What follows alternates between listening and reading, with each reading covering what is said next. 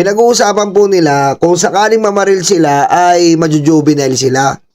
Yan po ang pinag-uusapan nila. Grabe po itong pangyayaring ito. At ito pong pangyayaring nito ay gumimbal po sa buong Pilipinas. Ngayon po, ang problema, bakit nagawa ng mga bata ito? Kasi nga po, sila ay naniniwala sa mga Duterte. Aray ko. Diba?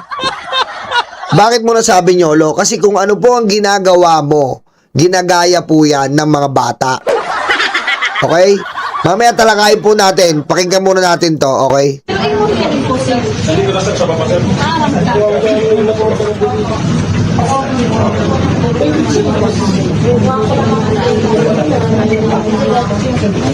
Flash na din. Tulad at gumana. Grabe, batang-bata. Oh.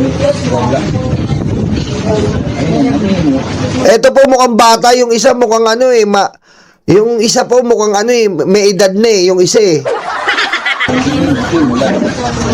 Oh, ito mukhang malaki na to eh. Ito mukhang malaki na to eh. Ayan oh, mukha pong ano, hindi ko alam kung mukhang 15 years old pa to, mukhang 30 na nga to eh. Father is a policeman. Ito po yung babae, my auntie is a policeman. Ang tita po neto ay pulis. Ha? Ang tita po neto ay pulis. Siguro nai-impluwensyahan siya ng tita niya na sumusuporta sa mga Duterte. Aray ko. Okay? Huwag po natin sabihin na sa panahon lang ni Bongbong Marcos to, matagal na po nangyayari yung mga ganito at hindi lang po sa atin, miski po sa ibang bansa. Matagal na po nangyayari to at hindi po natin ginusto ito. At kung kukumpara po ito sa panahon ng mga Duterte, mas marami po.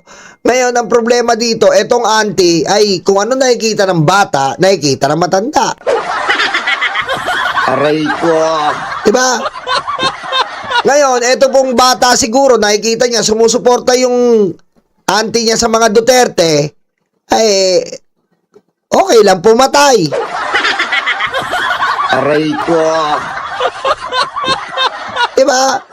Kasi nga po, legal, yung auntie niya, sinusuportahan yung mga Duterte, sinusuportahan din si Sara. Patayin mo si BBM, no joke. Aray ko.